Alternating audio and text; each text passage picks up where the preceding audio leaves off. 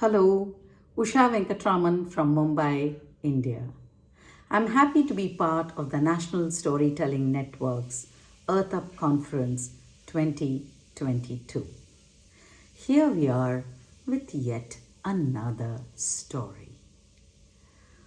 What story do I tell? A story about water.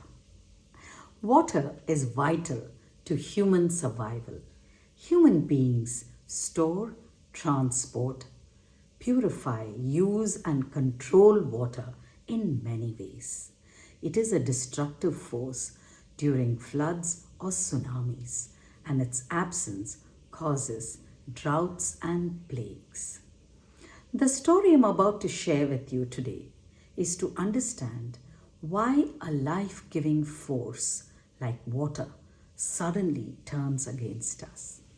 There are many water stories so that we human beings can understand the importance of this life-giving force. Today we are faced with the threat of a world with less and less water. Where have we gone wrong? Now, my friends, listen well, because this story comes to you from the land of stories, and some say it is a true story and some say it isn't. And there are fights about this under a very old baobab tree. This need not worry us. We will get on with the story. They were a perfect match. Handsome couple, sun and moon. One day, they decided to build a house. It took all the space the sky had to offer.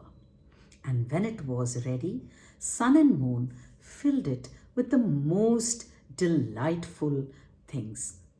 They also created trees and mountains at a distance so that there would always be an interesting view. In their garden, flocks of clouds ran about like so many technicolor sheep. By daytime, the walls of the house were a soothing blue, sometimes dazzling gold or purple pink like sunset. By nighttime, the ceiling was draped in a billion dazzling, twinkling stars. They were vain about their handiwork, were sun and moon. They planned a big housewarming party and invited all their friends. They had friends aplenty. Water was their best friend. Every bee, seed, pachyderm, and beetle got a separate handwritten invite. What a grand fete it was. There was a spectacular sound, light, and magic show. Wind came by. Silks, cotton pots burst open in time to hitch a ride up. Planets and satellites made careful orbits. Meteors showered overhead, and someone gifted moon a chandelier of asteroids. The sunflowers, they were grounded, and they craned their necks up the entire time so they wouldn't miss this spectacular show.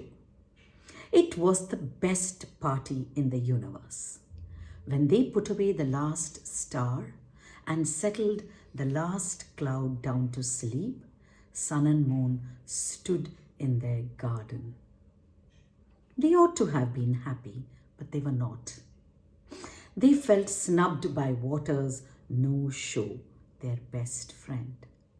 I help her with her waves every day, and see how she ignored us on our big day, complained Moon. Now, my dear, said the sun unconvincingly. I'm sure she has a very good reason. He too felt snubbed, but he didn't want Moon to sulk, as she took days to recover once she went into a sulky crescent. Next day, Sun decided to investigate the matter himself. From the highest point overhead at noon, Sun looked down and hollered at water. You! "Why, hello," said Water shyly.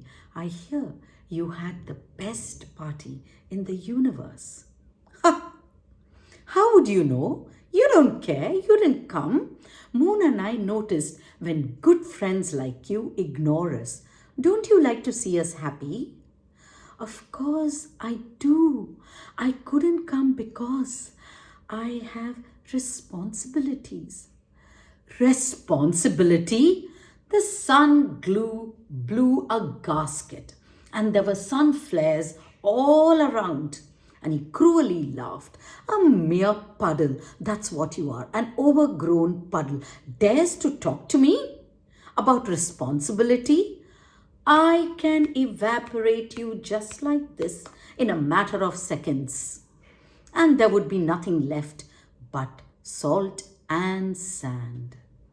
Water was hurt by Sun's rudeness, and she knew him long enough to know he was not a bad star at heart. Water replied in a measured tone, as she was my friend's pacific by nature. "Your house would be too small, Sun, to accommodate my entire large family." That was the last straw. Sun did not like being belittled by a mere liquid. Sun continued to chivvy and bully Water. "Are you mocking me?" he hollered, and he turned away. "Okay, my fair weather friend, I'm going. I have just a sunset to attend to. But you, go on, go on. Let me not keep you from your responsibilities." Water relented. After all, they were good friends, and she shied away from loud noises if she could help it. Sun also felt sheepish about the awful things that he had said, and he really wanted to make amends. "Come for tea, Water, tomorrow with your entire family. Moon would love to host you." Although it was a terrible idea, Water sighed and gave in and set about gathering all her children into her apron. It was a complicated job. Holy moly, her offsprings were shy, slippery, and rather delicate. She did not want to leave anyone behind to parch and die while she was away. Water scooped up her long, trailing blue-green skirt and started her odyssey towards the house of Sun and Moon. As Water made her way up, she was joined by her family.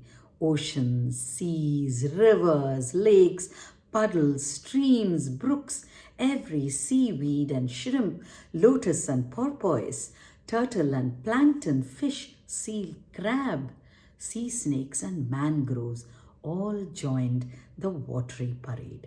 Not to mention a million others you wouldn't know on first name basis, let alone I kid you not. It was their first outing ever. By the time Water reached the door of Sun and Moon's house, spirits had reached an uncontrollable fever pitch. The triple T's, Tempest, Typhoon, and Tide, had also decided to join along, and when they were around, Water knew they would get boisterous. A gargantuan wave built up behind Water's back, and the sky was an upside-down bowl of water, with every last cloud drowned in it. Baleen whale ricocheted in the sky, and when Water rang the doorbell, everyone wanted to peer over Water's shoulder to see what wonders the house held. "Be right there," called out Moon in her silvery hostess voice.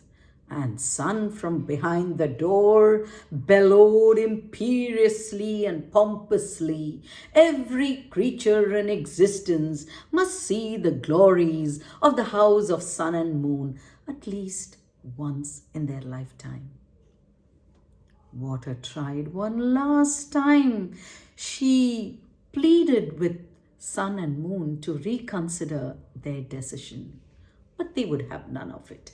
And the rest, as they say, is evolution, my friends. Sun, as he opened the door, water crashed down the house and washed everything in sight. Torrents of water poured in from every crevice. There were whirlpools all over, and the house of sun and moon came tumbling down. Moon leapt atop the chandelier of asteroids, and as for the sun, his dignity was dampened a bit. But he escaped through the ceiling and waited for water to calm down. And there you go, my friends. That was the day water visited the house of sun and moon. Did they hold a grudge against water? No. Such little things do not matter in the grand scheme of things. Sun and moon were undeterred. They went on to build another house bigger than the biggest and more beautiful than ever before, and filled it with the most delightful things, and had a housewarming party. Invited all their friends. Every bug, beetle, pachyderm and seed got a separate handwritten invite. This time, water stayed away at a distance and cheered by sending rainbows instead. Needless to say, sun and moon never underestimated water's responsibility again. Thank you.